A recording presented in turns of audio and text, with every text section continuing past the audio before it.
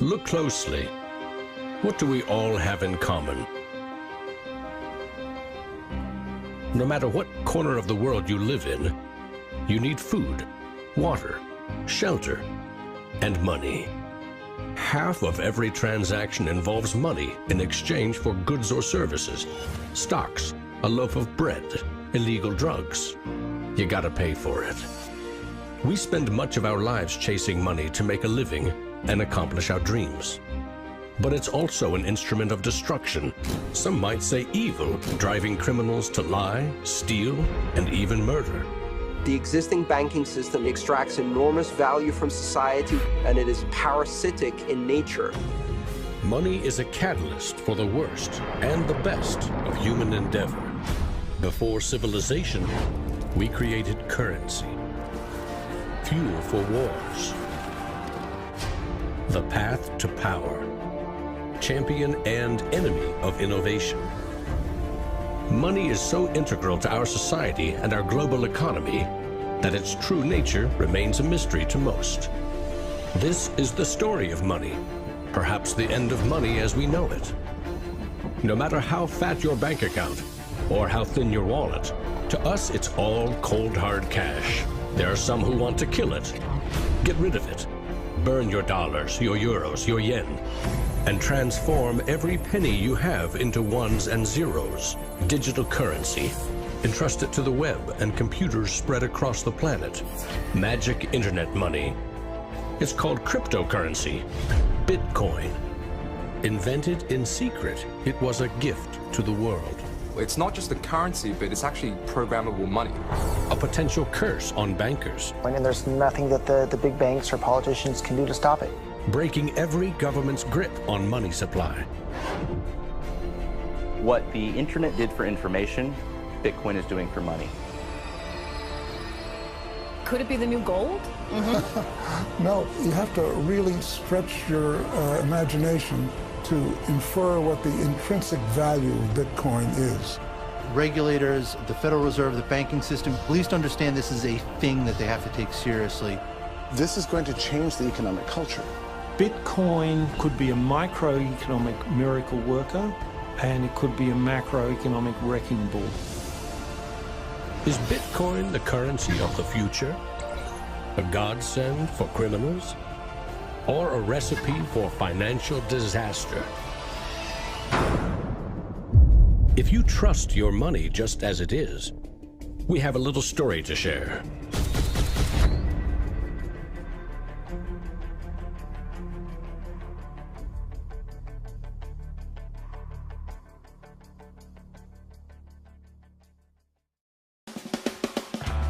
Once upon a time, there was a big party with everyone standing around the punch bowl, drunk. Politicians credited the strong economy to their wise decisions. Businesses jumped into new profitable markets, ignoring risk. In fact, the experts said there was no risk. Then, troubling market data from minor countries spooked the markets. Rumors spread. More bad news rattled housing prices at the heart of the financial world. A major bank went insolvent. Investors and businesses made a run on the other banks, demanding their cash deposits. The largest financial institutions in the center of the modern world were frozen. Assets were seized. Banks foreclosed. A credit crunch threatened the entire world economy. And then, finally, the government stepped in. The largest bank bailout ever. Swift action by the head of state had saved the day. Remember that? No, you don't. It happened 2,000 years ago. Rome, 33 AD. Ground zero for the first recorded liquidity crisis and government bailout in history. The largest empire the world had ever seen was brought to its knees by a banking disaster. Emperor Tiberius used money from the national treasury to bail out the country's troubled banks and companies. History may not repeat itself, but it certainly rhymes. Badly. People in power and their money have always been at the very center of it.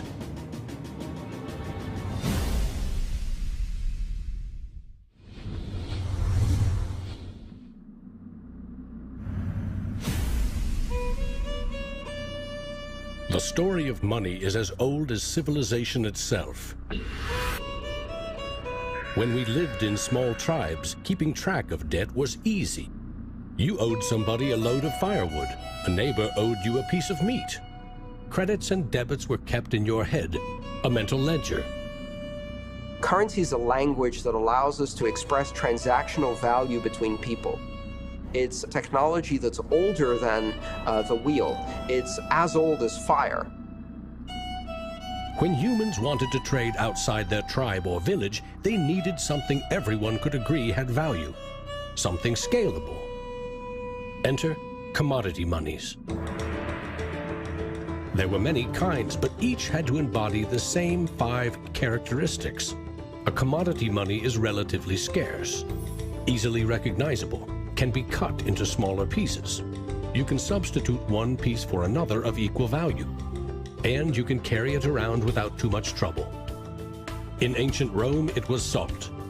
The Aztecs used cacao beans. It was whale teeth on Fiji, yak dung in Tibet, shells in Africa and China. Grains, metal, ivory, rare stones, leather, fish. If it had the 5 characteristics of commodity money, someone probably used it as currency. And then you ask, what value do these currencies have? If you go into a primary school, you'll see children exchanging rubber bands and Tamagotchi and Pokemon cards and baseball cards and sweets and candy and any other form of currency. People invent currency when they have no other currency. And now they're going to invent digital currencies. But commodities that aren't durable are a lousy store of value. A bad cacao crop or a huge new salt discovery can throw your currency and economy into turmoil. A more stable system was needed. About 2,500 years ago, the first metal coins were minted in China and in what is now Turkey. These coins shared the same 5 characteristics with commodity money, but were also very durable. In some cases, coins are the only thing left of entire civilizations. Money does not originate with governments. Money arises naturally as markets begin to develop, and as people with a division of labor realize that if I have eggs and you have a cow, we may need some medium of exchange in order for you to buy my eggs or for me to buy your cow. Coins were an objective and universal unit of account, and they allowed people to buy and sell goods over vast regions. The market economy was born. Coins worked, but only if people trusted that the king or emperor who issued them wasn't cheating on the metal content. Using coins also meant that an authority now controlled the supply of your currency. Money and political power were inextricably linked, centralized. Minting coins in a steady and predictable manner allowed economic growth and stability. The Wushu coin in China retained its value for 500 years. In Constantinople, the solidus lasted for 700 years. But in those times, the coins didn't have the milled, this sort of milled edge. They were flat, and what used to happen was, as coins were passing from people to people, people would cut little bits off. And in fact, in some of the taxation that the kings would do would actually be take 1/8 of the coin off. Taxes built castles and financed military campaigns, expensive hobbies. Soon, royal mints were substituting cheaper metals for silver and gold. This is called debasement, and Europe's kings made a habit of it. The currency of France was debased every 20 months for 200 years. If no one can trust the gold or silver content of your coins, how can you trade with other countries? International merchants found a solution. They recognized that one person's debt has value. It can be traded or transferred. When those IOUs came from reputable sources, they could be used as a form of money, paper money. This money was not based on hard commodities or metal, but instead on someone's promise to pay. Merchant families like the Medici in 15th century Florence acted as clearinghouses for these IOUs. It worked like this. an English trader ordered a shipment of Italian cloth from the Medici for 100 gold coins. His promise to pay the Medici was put on paper. Meanwhile, the Medici owed 100 gold coins to another trading partner for delivery of wine from France. The parties didn't go to the expense of transporting and exchanging gold coins. Instead, the paper was transferred. Everyone agreed that the paper had value, 100 gold coins, but only because everyone trusted the Medici as solvent middlemen. They had created a paper money machine. Within a few generations, they rose from low crime to high finance. Their great wealth helped fuel the Italian Renaissance and elevated the family to levels of enormous political power. The power to marry into royal families and get elected as popes. The ties binding money to power, politics, and influence now ran through church and state. Merchants had proven that creating paper currency could be wildly profitable. Goldsmiths wanted in on the action. Imagine it like this: if the goldsmith had seen over a period of time that some of the coins he was storing for people were gathering dust, the people who owned them don't need them right now. So what if I go and lend them out into the community and I charge them interest on this loan?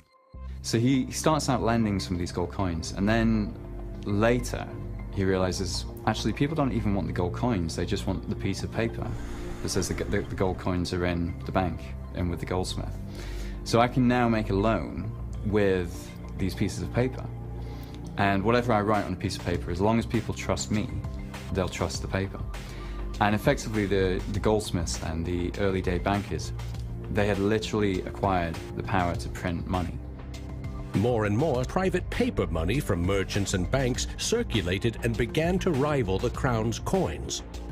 The power inherent in controlling and issuing money began slipping away from the rulers. They couldn't tax or debase this new kind of money, but they had bigger ambitions than ever with trading posts, colonies, and empires that now stretched across the globe. For centuries, European countries would take turns building massive fleets and waging war on each other to rule the world.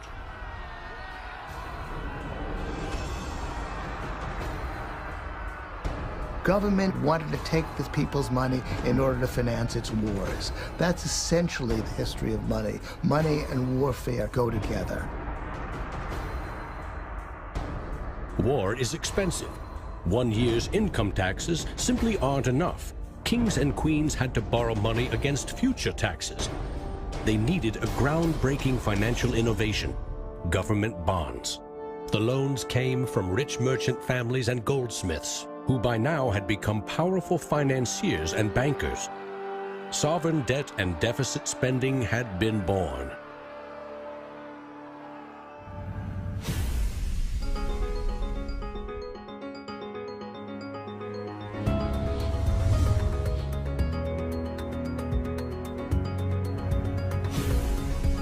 In 1694, the Bank of England was established to fund a war against France. England's central bank was privately owned and granted the monopoly to issue banknotes, paper that could be redeemed for an equal amount of gold from the government coffers. The central bank soon also managed the entire debt of the crown. Money has been a tool of sovereignty for centuries. Being able to issue currency gave you the power, but it also gave the value to that monetary supply by backing it with a force of state, with essentially the debt of state. When the U.S. won independence from Britain, the first article of the new Constitution gave Congress the exclusive right to coin money. This currency's value was tied to gold in government vaults. From 1781 until the Panic of 1907, the financial system of the U.S. was an economic petri dish. Brief central banks, state banks, private currency, government currency, depressions, strong growth, recessions, regular boom and bust cycles. The long term, as far as capital is concerned, people want predictability. People want stability. From the back of that, they can plan. Now, it's very hard to plan in the long term with such a level of volatility. In 1913, bankers and politicians decided that it was in the country's best interest, and theirs, to have a permanent central bank. They created the Federal Reserve. Among its jobs, expand or contract the supply of a single national currency, the Federal Reserve note. The dollar was tied to gold, and strategic control of it would avoid booms that lead to busts. At least that was the plan. Then came 1929.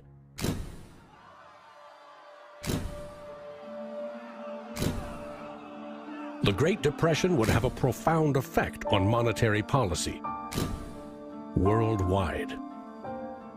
I shall ask the Congress for the one remaining instrument to meet the crisis: broad executive power.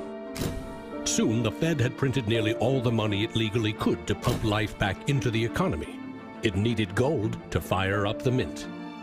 So in 1933, President Roosevelt issued a controversial executive order, forcing all U.S. citizens to sell their gold to the Federal Reserve at a fixed price, or go to prison. The Fed offered far more cash to foreign governments for their gold. Many jumped at the offer. Gold flowed in, and dollars spread across the globe.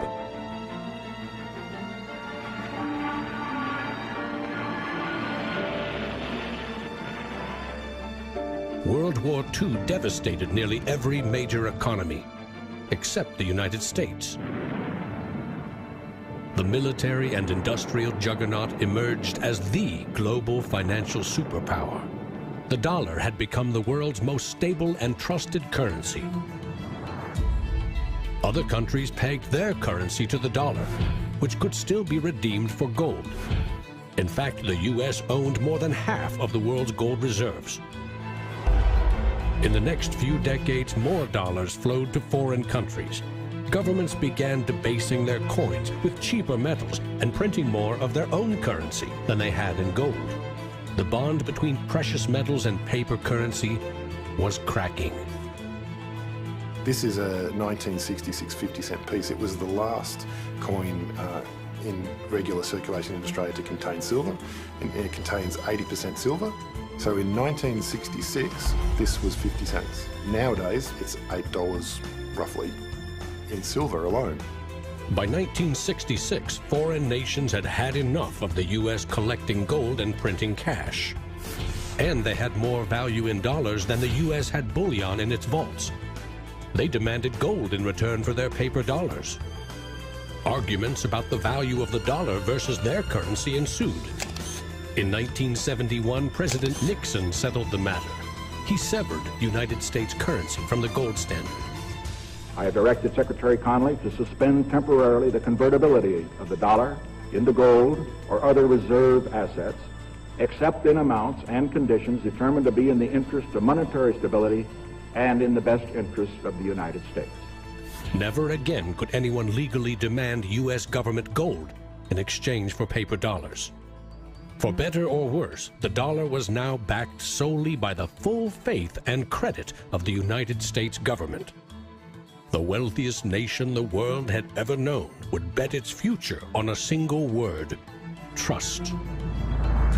People have this mythology of money that is based on very little fact. And one of the nice things about Bitcoin is that it forces people to start to ask questions about the fundamentals of money. Bitcoin is an attempt to adopt the advanced computerized system that we have, the internet, to resurrecting what money used to be all about.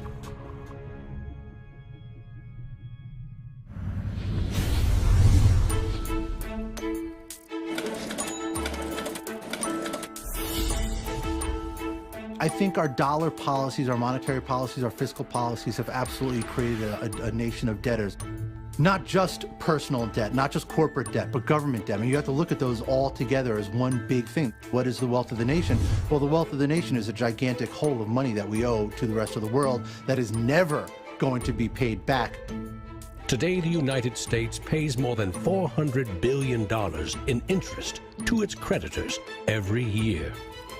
When a government spends more money than it collects in taxes, it simply borrows more, or it creates more.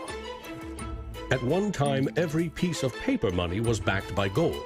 Remember, For every $20 bill, there was $20 worth of gold in the government vault. Not anymore. Today, governments create currency by first creating bonds or treasury bills. These bonds are sold in the market, generating funds for the government that issued them. Large banks buy U.S. bonds to flip them, selling them to the Federal Reserve at a profit. This is the magic money machine. You see, the Fed is America's central bank, but it doesn't have any money. No cash on its balance sheets. When a bank buys a bond and takes it to the Federal Reserve, the Fed simply says, "Thank you, Mr. Banker. Here's the principal and some profit." New money isn't exchanged. It simply appears on the bank's accounts. Magic. For 100 years and counting, the precise mechanisms of these bond purchases have remained a secret. Here's where it gets really interesting. The Federal Reserve is not a government agency.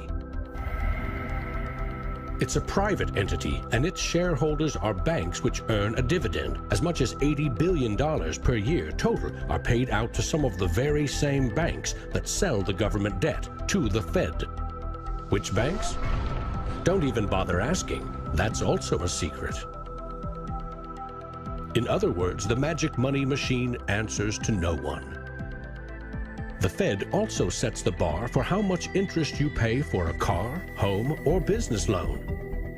The Federal Reserve has been given the impossible task of trying to run the credit and monetary system as though we are the Soviet Union. It's the central planner for the key aspect of capitalism, which is how money and credit is allocated. The Federal Reserve, on balance, does not help the economy. On balance, it hurts the economy. And it's bound to make mistakes, even with the best of intentions. The Fed is also supposed to boost employment with low interest rates, encouraging people and businesses to buy more goods and services. Governments getting involved in money is a good thing, and it's also a bad thing. It's a good thing because money is the arteries of the economy, the blood supply of the economy. Markets are subject to bouts of euphoria and despair, and it makes sense for governments to back currency and manipulate it. Moving the money supply up and down is the most powerful way to sedate that boom and bust cycle. Manipulating the supply of money has short-term and long-term consequences.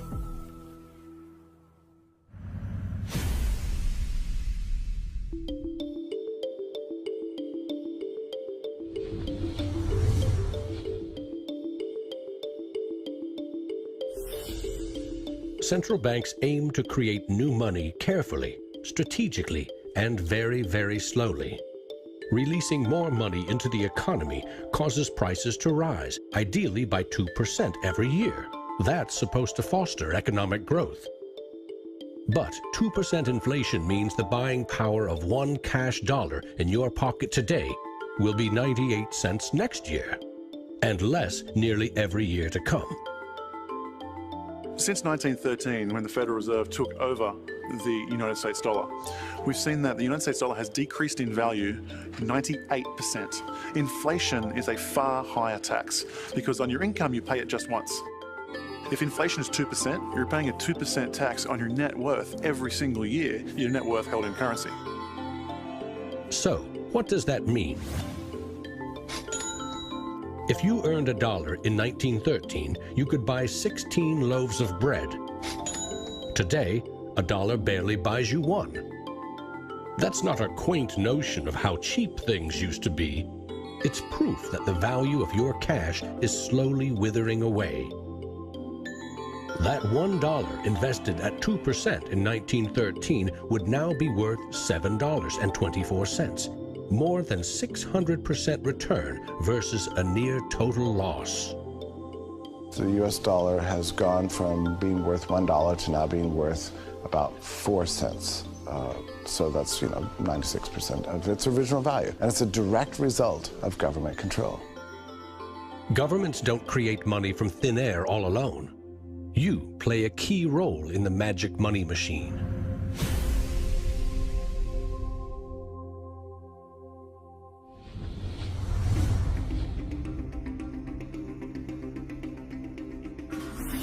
It's not really the central banks that are the problem. I mean, they're part of the problem, but the real problem is that we've given the power to create money to the same banks that caused the financial crisis. We put our paychecks and savings into a bank account and draw from it as we need it. The banks are custodians of our money, right? Wrong. It is now the property of the bank on their balance sheets. They can do just about anything they want with it. For example, create new money. Here's how. Your bank account shows $100, but the bank only holds $3 and loans $97 to Bob to buy something. In the bank's computers, you still have $100 in your account, but Bob now has $97 of new virtual money in his account. Just digits on a computer screen. There's no cash, no gold, or anything else backing up the new numbers in Bob's account. Just his promise to pay it back. This is new money created as debt. When those $97 are spent, say in a shop, the shop owner deposits into another bank, and it is lent out again, and again, and again. And each of these people have numbers in their accounts showing that they own this money. So your original $100 has multiplied. Now there are over $3,300 in the system. This process of loaning out far more money than a bank actually has as cash on hand is called fractional reserve banking. In the UK, 97% of the money that exists is just numbers in a computer system, and those numbers are created by the banks. Banks earn untold billions in interest every year by creating and lending virtual money.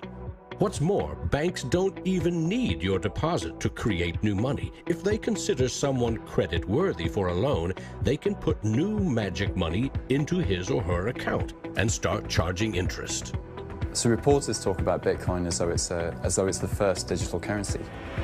But actually, we use digital currency every time you make a transaction through internet banking or through your bank card. Actually, it's not even just digital currency, it's digital currency that is created by the banks, essentially out of nothing. In other words, all new money is debt.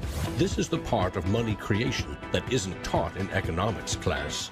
Money in paychecks, bank accounts, 401ks, that loan to Bob, credit card debt, your home loan, all began life as virtual money created by the banks. The entire system is based on trust. Trust in the bank's solvency. Trust in the debtor's ability to repay their debt. If all bank customers demanded just 3% of their deposits right now in cash, this run on the banks would reveal the truth. Almost none of that paper currency you think is in your bank account exists. It never did. Remember the drunken party? Our financial crisis had everything to do with virtual dollars. Too many people with very little income borrowed a lot of money they could never repay. But the banks didn't care. They didn't have to. They quickly made and sold shaky loans to someone else for a profit. And I got them all approved. Hey! Apply now. Selling bad loans was a good business until the whole thing blew up in a global financial crisis.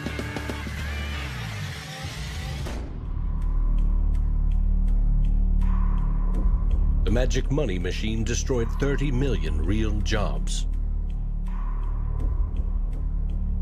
The United States alone lost $16 trillion in household wealth, and the banks foreclosed on more than 1 million homes.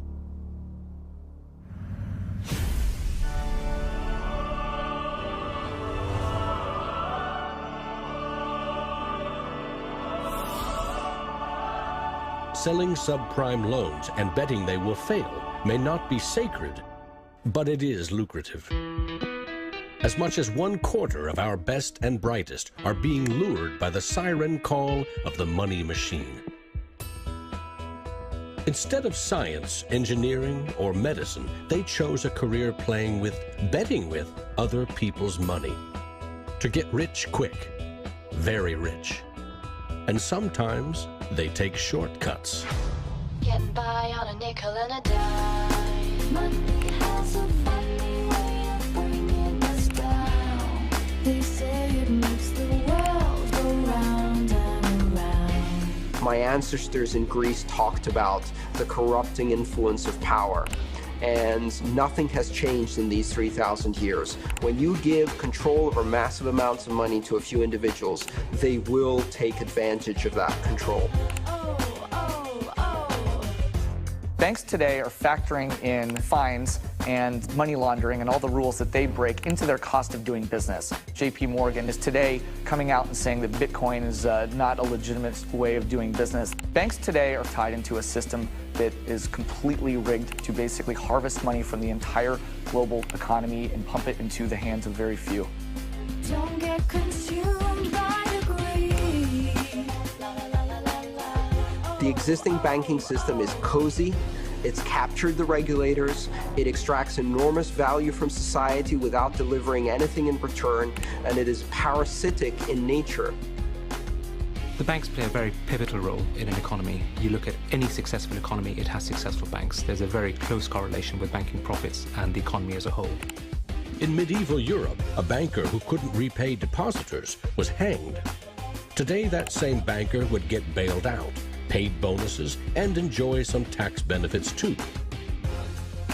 To date, no senior U.S. banking executive has been charged for selling the bad loans that fueled the Great Recession.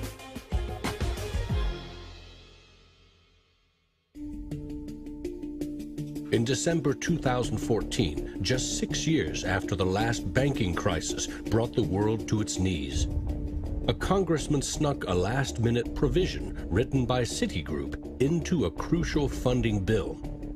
The provision allows the largest U.S. banks to once again make risky derivatives bets with bank deposits. But no need to worry. If the banks implode again, lost deposits must be paid back by U.S. taxpayers.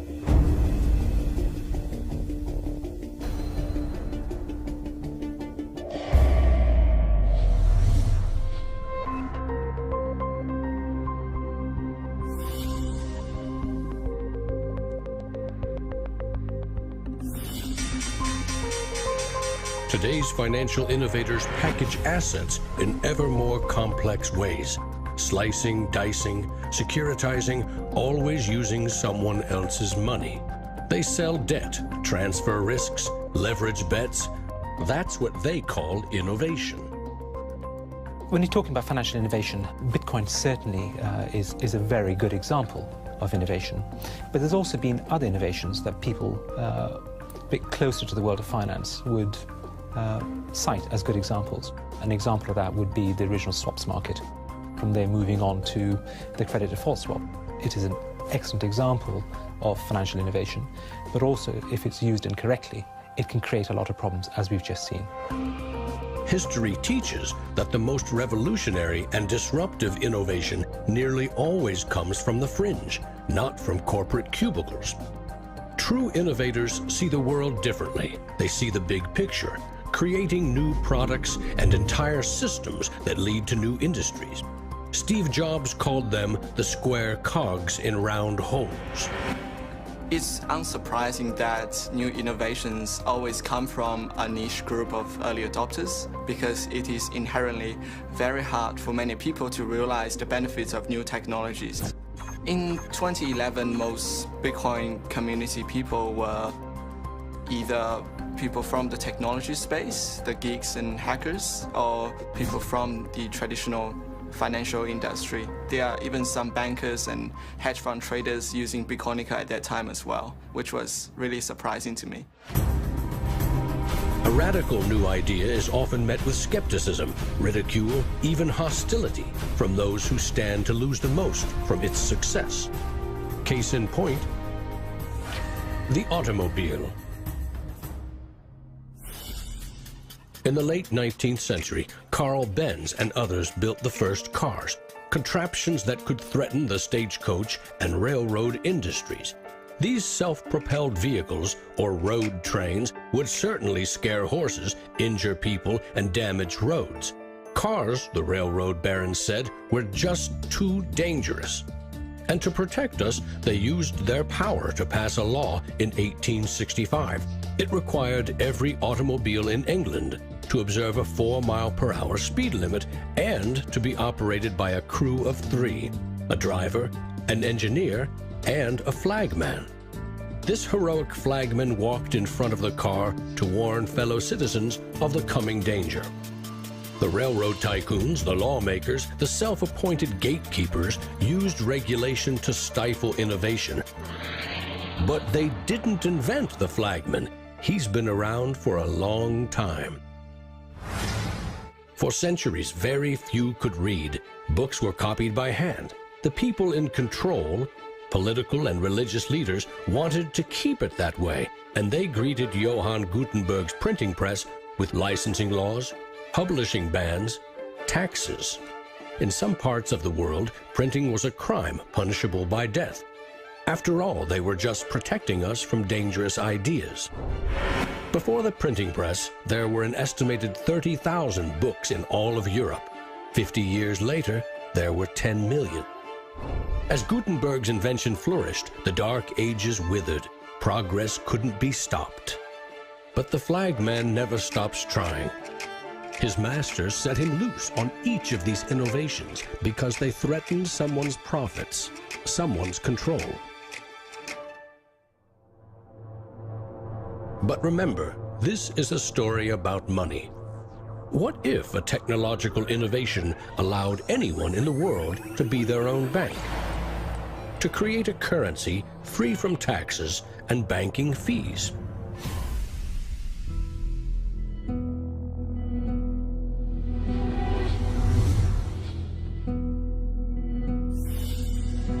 The U.S. Constitution forbids citizens from printing or minting their own currency, competing with or undercutting reliance on the U.S. dollar. In 1998, Bernard von Nothaus decided to test the resolve of the federal government. The Liberty Dollar was available in gold, silver, platinum, and copper. It was available in 3 forms, both in specie, in other words, gold and silver, in paper, as warehouse receipts, and in digital form. Obviously, the government didn't like it. They arrested me and convicted me of counterfeiting, fraud, and conspiracy, and I'm currently awaiting 22 years sentence in federal prison. Lesson learned. At a hackers convention in the Netherlands, there was a young hacker there who used the alias of Satoshi Nakamoto. And he talked to a friend of mine, and he identified the Liberty Dollar and me as inspiring him to create a new currency. Bernard von Nothaus's arrest for creating private money may also have inspired Bitcoin's inventor to keep a lower profile, publishing the invention under an alias and vanishing. Part of me is interested to know who Satoshi is. Maybe that's part of the mystique of the story.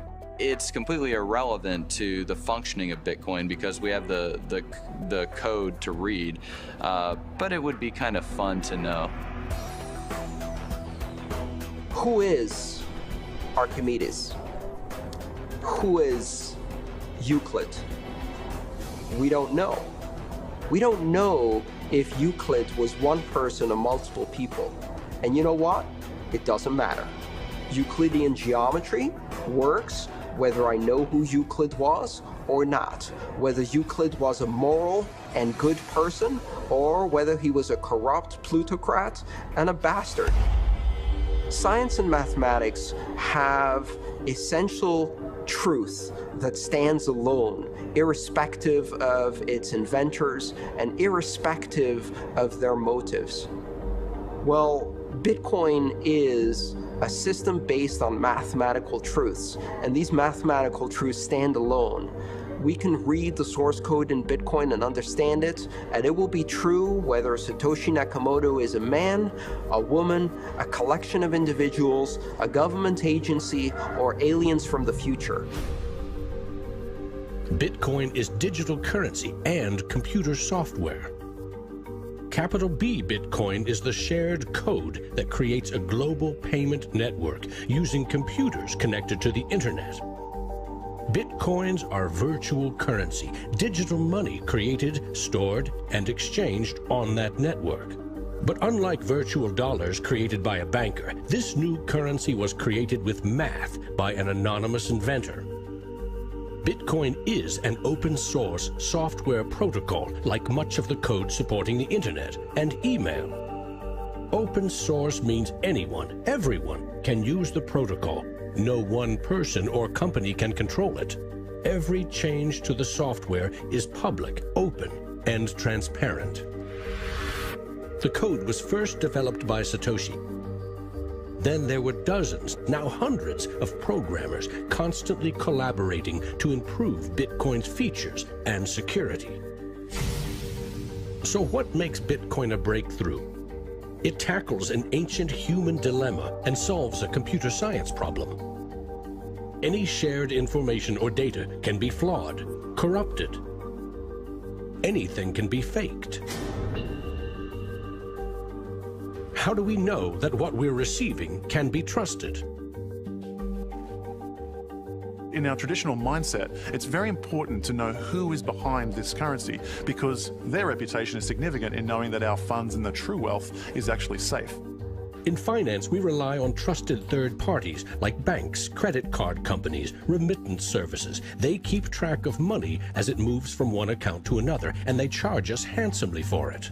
We trust that their digital ledgers of credits and debits balance. A financial system that cuts out these middlemen could be faster, cheaper, and more secure. But Bitcoin is digital.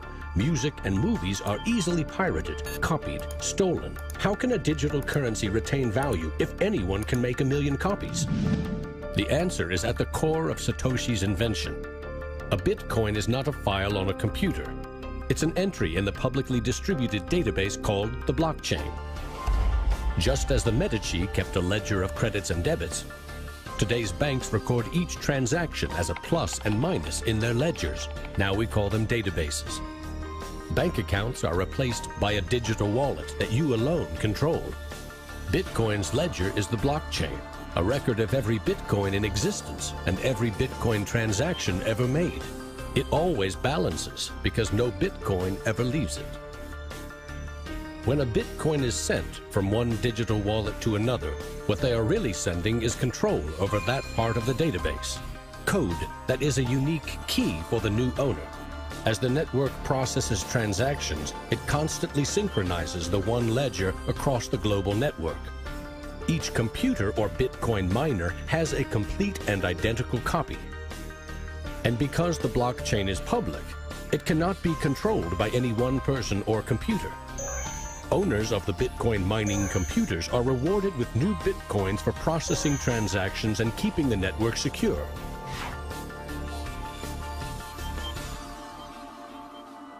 In other words, the Bitcoin network replaces banks and bankers. Today, the combined computing power of this global network is greater than the 500 biggest supercomputers combined, times 10,000. And because every transaction is verified and recorded by the network, a Bitcoin cannot be forged. Digital currency cannot be debased with cheap metals or printed by the billion at will. Too much currency can unleash a monster, skyrocketing prices, trillion-dollar bills that can't buy a loaf of bread. There's a big movement in the U.S. demanding that the Fed be audited so we can find out what they're doing. Nobody really knows how many dollars are in existence, for example. Ben Bernanke created several trillions of dollars over the last several years, but nobody really knows where they landed. At any time, for any reason, the central banks can print as much money as they want. They call it fancy things like quantitative easing. And when they do that, it makes the dollars or euros or yen that you and I have worth less. So if the world starts using Bitcoin as their currency, It can't be controlled by central bankers or politicians.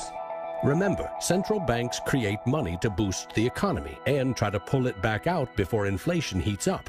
But no one knows how much magic money global banks are creating to boost their profits with questionable loans. Bitcoin is completely the opposite. It's totally transparent. You know exactly how many exist. The computer code behind Bitcoin has a built-in brake pedal, cutting the creation of Bitcoins in half every 4 years. This ensures a transparent, controlled scarcity and ultimately limits the total number of Bitcoins to 21 million. No lobbyist, no politician, no banker can create more or change the mathematical rules dictating their creation. Advancing accountability. And that's one of the things I think is most exciting about Bitcoin and the technology behind it, is not so much that it will supplant the dollar or that it will supplant government itself, but that all of a sudden there's a competitor to government, and that government itself now needs to look over its shoulder more than it did. This new digital currency can be purchased online with a credit card or in person with cash. And it has the 5 key characteristics of money. But is it a store of value? Is it stable, or will it diminish over time, like a commodity rendered useless, or a crop that fails? The ultimate power of a cryptocurrency is unleashed by mainstream adoption and an ever-growing volume of transactions.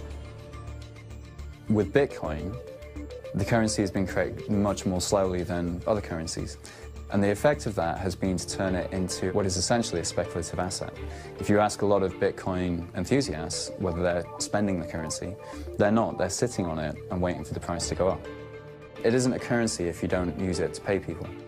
The point is, the average person is quite happy to walk into a bar and hand over, a $5 note in order to get a drink.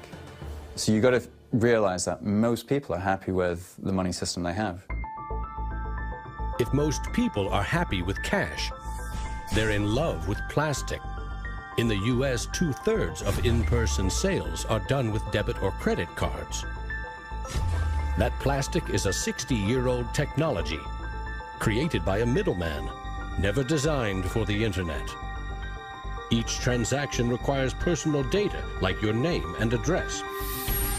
Credit card databases are regularly hacked, with fraudulent purchases charged to your account. Criminals buy and sell stolen credit cards by the thousands in dark corners of the internet. In some parts of London, 1/3 of all online credit card transactions are fraudulent. Card issuers don't hold you responsible for fraud, but protection comes with a price. 2 to 4% in fees. That's $50 billion a year. The issue with credit cards from a merchant's perspective is there's a lot of risk. If they take a credit card, there might be a chargeback, there might be fraudulent purchases. In fact, there's hundreds of billions of dollars every year in fraudulent purchases. A Bitcoin purchase is done for pennies, but there are no protections. If you lose your passwords or are fooled into paying the wrong person, you can never get your money back. It is like digital cash. For a seller, this means no chargeback risks. For an e-commerce company like Expedia or Overstock, cutting credit card fees can double their profit margin. You could not miss the point more effectively than by thinking of Bitcoin as a currency and payment network that will make shopping easier for the first world. Bitcoin is about everything else, everywhere else. There are 2.5 billion people without a bank account. With Bitcoin, a mobile phone with an internet connection is now a bank with access to the global marketplace. What happens when Bitcoin services and infrastructure and Bitcoin wallets and payment processors start going into these countries? These people will be able to gain benefits from trade where they could not previously. These people will be able to send money home, international remittance, which is one of the major pain points of the current financial system. Here, if I send $100, with banks it's going to cost me 20%, Western Union is going to cost 10%, other options that are competing with Western Union is still going to be about 5%. And if you are sending to really remote areas, it's going to be anywhere between 15 and 30%. So in terms of money remittances, it's going to be a game changer using Bitcoin. You do not need a bank account. You just need an internet connection and a wallet to get set up. It's a tool to give people an access into the global ecosystem and give them a promise for an economic future, and specifically provide a way for them to not be dependent on a government that could shut down their bank accounts or even could go into their bank accounts and take out finances.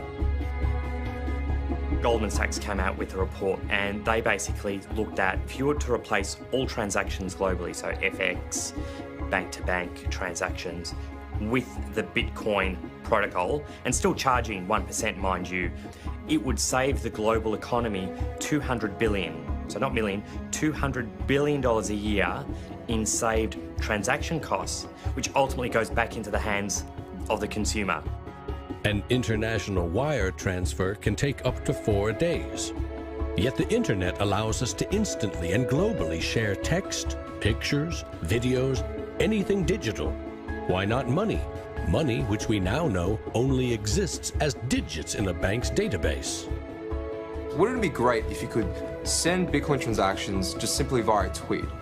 For example, you would say at the end of money, $1 worth of Bitcoin. And so we built just that. All you have to do is hashtag it with TipperCoin, press send, and our Twitter bot will process the transactions, notify you, and give you a link. And this will allow you to either withdraw your Bitcoins or send it to someone else. With Bitcoin, you can send $1 or $1 million worth of value anywhere in the world. You can do it for free, or you pay the Bitcoin network fee, which is still just around a penny. And there's nothing that the big banks or politicians can do to stop it. A cryptocurrency that can only be created and transferred with computer networks may be the next step of the digital revolution. The rise of machines, self-driving cars, drones, robots that rely less and less on humans. What I often think is that the future of Bitcoin or digital currency from a broader perspective is really about machine-to-machine payments. So by the time you have an unmanned taxi driving you around New York and then going to power up at an unmanned power station or going to get repairs at an unmanned auto shop, you'll see the machine-to-machine payments done with some sort of digital currency.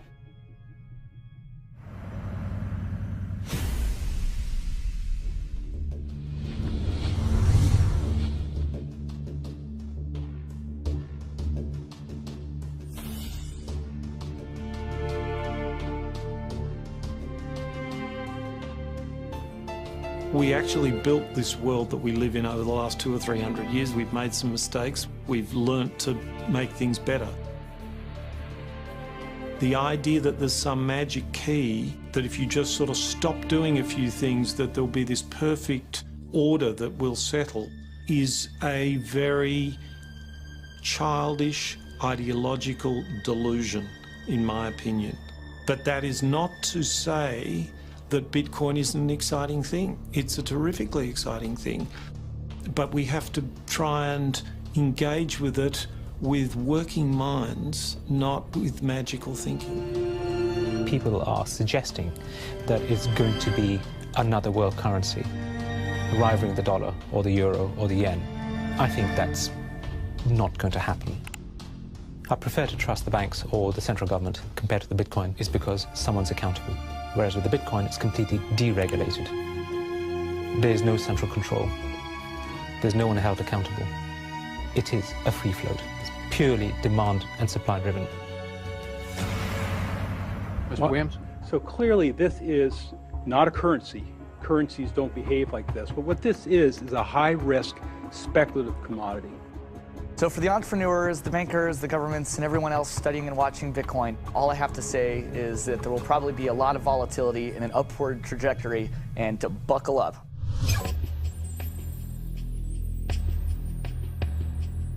Criminals, scam artists, bad actors are drawn to any kind of money like a moth to a flame. Silk Road was a marketplace that was online. It existed in the underground web. Now, this marketplace allowed people to sell things that were illegal to governments. Fake IDs, pirated music, Bibles in North Korea. Are cryptocurrencies inherently bad, or just the newest tool to acquire the forbidden? Porn is illegal in Iran. Well, there's a few percentage points of sales on Silk Road was to sell porn to Iranians. Now, a much broader one that gets a lot of press with regards to Silk Road is drugs. I've been doing research over the past couple of years into the online drug marketplaces in the darknet using Tor and Bitcoin as technologies to enable illicit drug transactions. We did a global survey of drug users, and we had over 20,000 people respond to that. And the majority of those people were buying traditionally illicit drugs, ecstasy, cannabis. The FBI brought down Silk Road. It certainly hasn't stopped the trading of illicit drugs online. A lot of people want to criticize Bitcoin for being used for illegal things or illicit things, but if you look at it, the most popular currency in the entire world for doing bad things is the US dollar. If you think of Bitcoin as a platform instead of a currency, then you really begin to see the potential it has.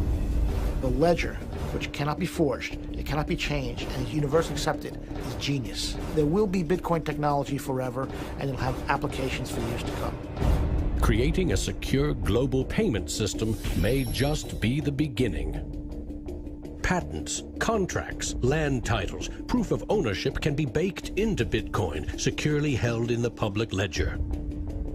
I read up more about Bitcoin, I played with the source code, I built some things that I realized this is actually a very, very powerful protocol. It's not just a currency, but it's actually programmable money.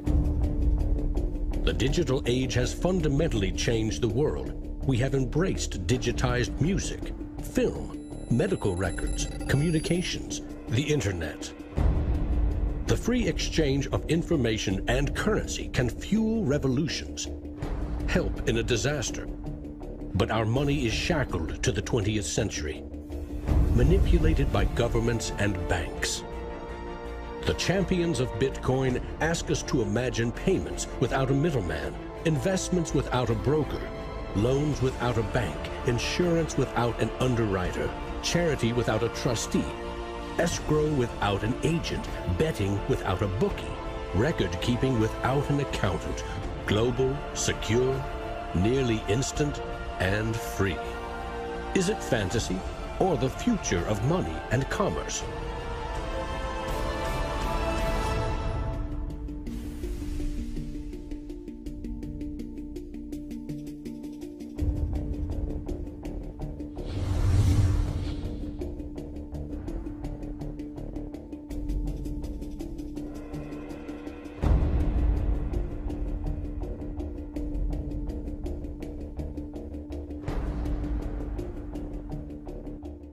I love Bitcoins. I'm really into Bitcoin. Well, Satoshi Nakamoto, that's a name I love to say.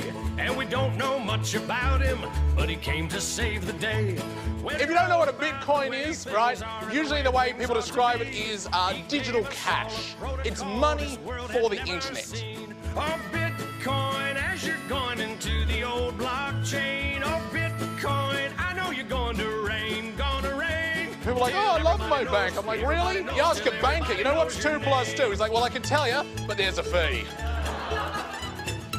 Down the road it will be told about the death of old Mt. Gox, about traders trading altar coins and miners mining blocks. Now, Bitcoin is a new technology. I like to say it's banking light. All of the convenience, none of the evil. Bitcoin, as you're going into the old blockchain. Oh, Bitcoin, I know you're going to rain, till everybody knows, You know, when I go online and I buy, like, I don't know, a pair of socks, if I pay with a credit card, I'm just buying socks, right? If I buy those socks with Bitcoin, it's a revolution. I am sticking it to the man.